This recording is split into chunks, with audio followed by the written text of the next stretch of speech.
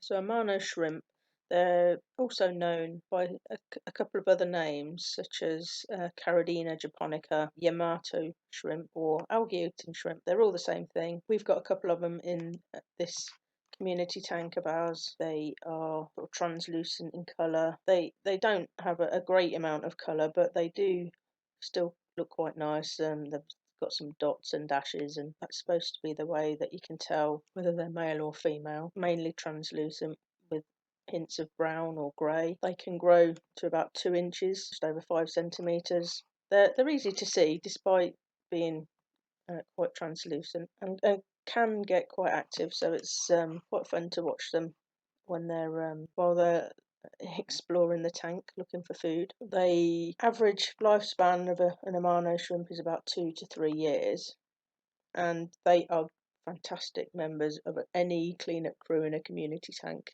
They scrabble about amongst the substrate at the bottom of the tank. They can be great algae eaters. We've not noticed that so much in this tank because obviously with it being a community tank there's other food going in, and they will treat themselves to that before going on a algae eating splurge. But we've got other nerite snails and cherry shrimp, and they take care of the algae, so it's not too much of an issue in this tank. They are quite peaceful, but they are greedy. So if they have competition for food, they can get a bit territorial. And we've noticed that these ones tend to drag things off into their little hidey holes so that they can get first dibs on the food. They will eat pretty much anything. They're omnivorous. They will eat both vegetation and meaty protein. They love algae wafers. They'll peck at the flake food that are left over from the fish. They like the sinking pellets that we put in. We've got a fish bowl,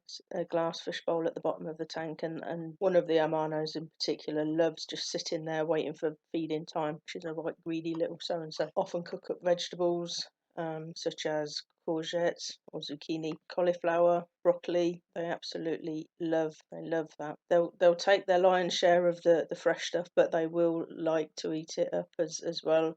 They'll clean up after everybody else has had a go with it as well.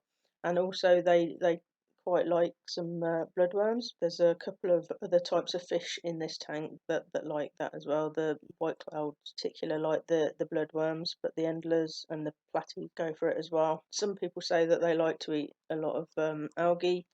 Like I say, we haven't found that so much. Our ones tend to be a bit lazy, and they just tend to scrabble about at the bottom and go for the leftover food that everybody else has left. So we give them some algae wafers in the food bowl, and because it sinks to the bottom of the tank, they peck away at it there. The one that we think's a female, she just sits in the bowl, and she didn't.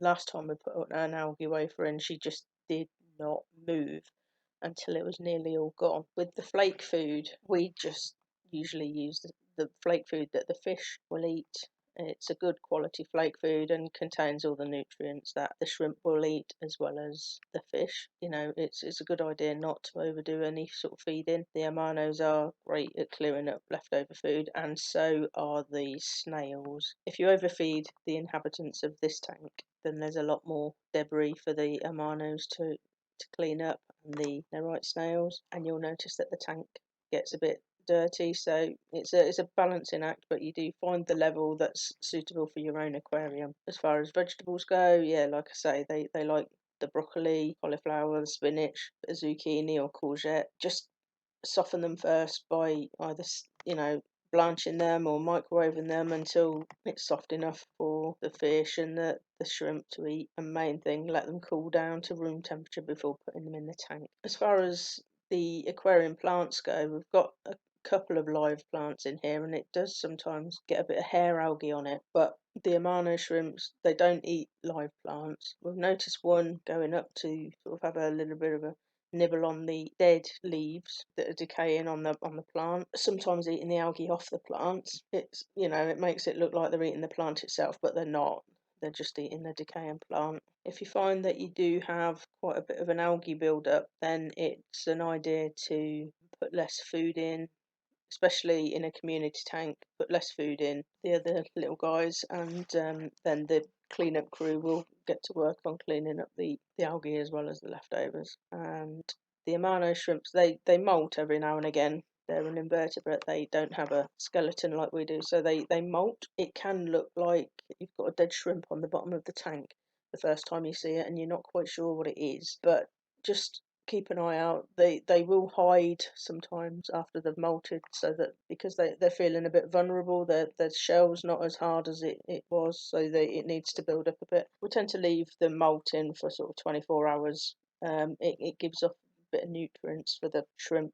Um, and some of the fish will have a bit of a nibble on it, and sometimes that just clears it away within 24 hours, so there's no need. But if it stays in there for longer than 24 to 48 hours, then pick it out. So Amano shrimp for water that's a little on the hard side. That's because it contains a bit more calcium than softer water, and that's important for the healthy growth of their exoskeleton. As I've just said, with them molting, they regularly replace that over their entire lifespan. You can get kits to test your hardness of your water, but if you know you live in a soft water area, there are ways you can increase the hardness of your water. Some people use crushed coral, cuttle bones, eggshells, calcium rich rocks such as limestones, or you can get liquid water hardening additives at your local pet store. I'm sure it's probably available on Amazon as well. So there's different ways of increasing the hardness if you need to, but do make sure that you do a test so that you know how much of the additives you need to add. Also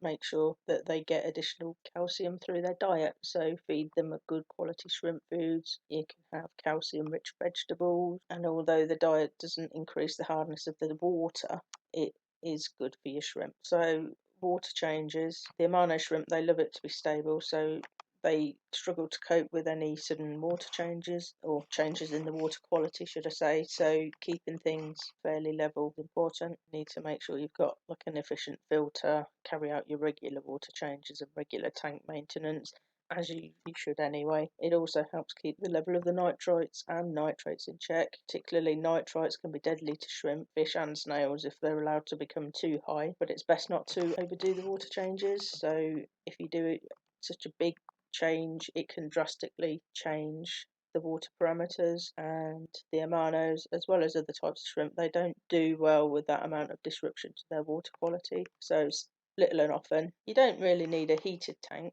The ideal temperature for Amanos is between 18 and 27 degrees Celsius, which is sort of 64 to 80 in Fahrenheit.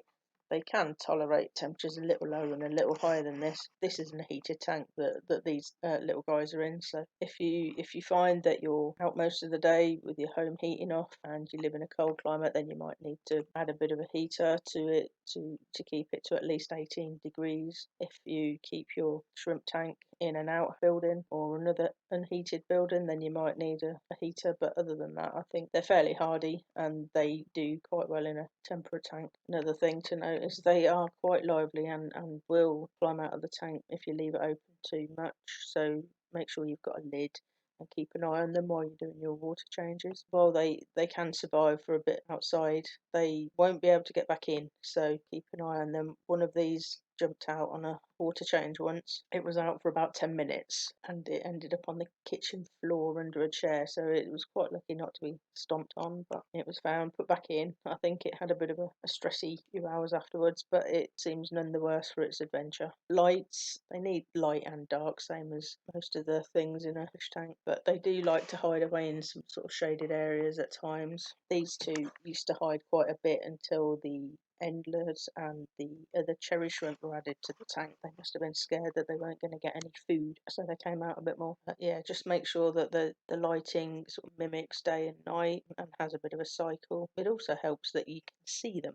You've spent all this money on a nice tank setup, fish, shrimp, snails, whatever you keep. You want to be able to see them. It's no good if they're in an unlit. They do like a bit of plants. There's Java moss in this tank, and there's another live plant in there as well. There's also an artificial plant. They love climbing, and like I say before, they were nibbling at the hair algae on the live plant, but they like to have a bit of a shelter. So live plants, especially the Java moss, provides a bit of shelter. The cherry shrimp in particular like to hide under it, and once they've molted, again, they love to hide You probably don't see them much after they've molted. The Java moss in this tank produces little copepods, which the Amanos like to eat.